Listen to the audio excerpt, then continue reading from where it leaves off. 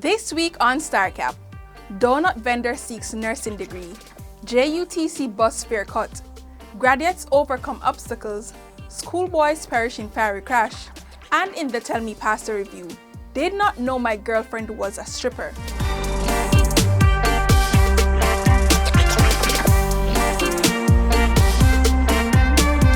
Hey Star Fam, I'm Jaleen, and welcome to another week of StarCap, a recap of the big stories that lit your attention this week. On Tuesday, the Star highlighted the plight of Janoi Calder, a donut vendor who aspires to one day become a nurse.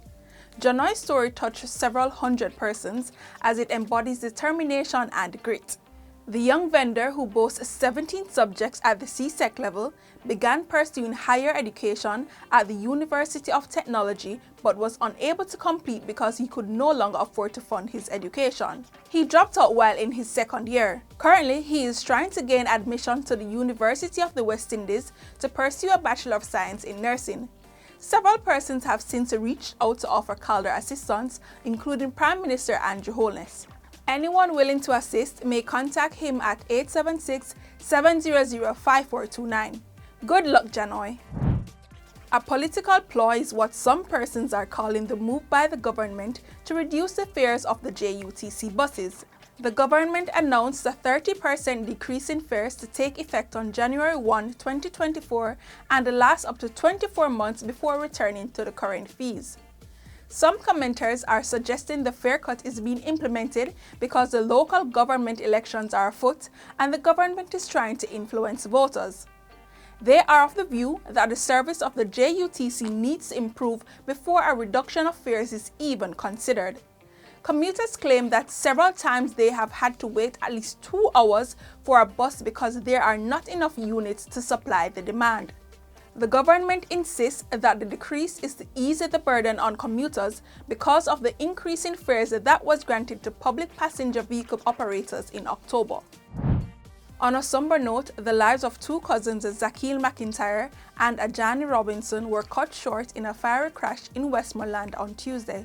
Both fourth form students of Petersfield High School in the parish were riding a motorbike to school when they collided with a car traveling in the opposite direction. Upon impact, the vehicles burst into flames and the teens perished on spot. The school family is facing a challenging time as another female student passed away a week earlier. The Ministry of Education has dispatched a team of trauma counselors to assist with grief counseling sessions for the school and the family of the students who have died. This week, the Star highlighted several graduates who overcame various obstacles to attain their degrees, and the Star fam loved every moment of it.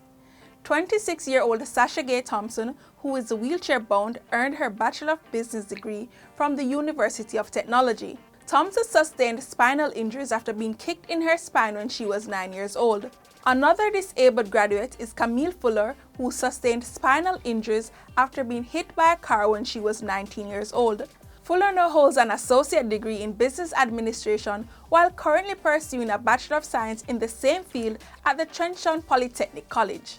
And a young woman who was determined to not let her circumstances determine her educational outcome overcame the stigma of teenage pregnancy. Amy Muir, who became pregnant at 16 years old, continued to pursue her educational dreams with the push of her family and the Women's Center in Savannah Lamar, Westmoreland. Now at 23 years old, Muir holds a Bachelor of Education degree in secondary education, specializing in mathematics from Church's Teachers College. Here are a few words of congratulations from the Star fam.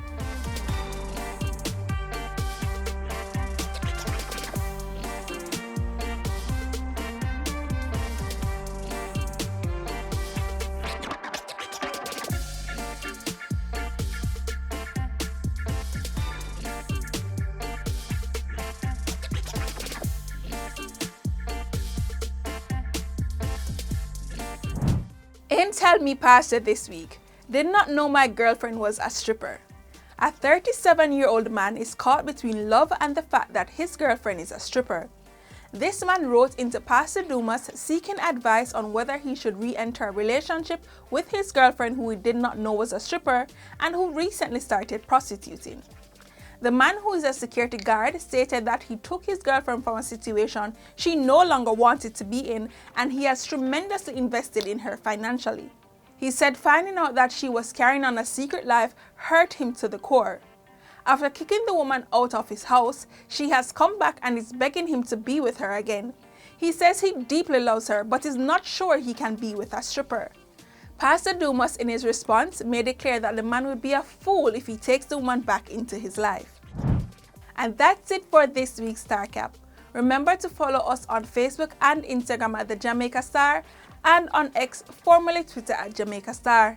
I'm Jaleen. Until next week, keep reading the Star, the people paper.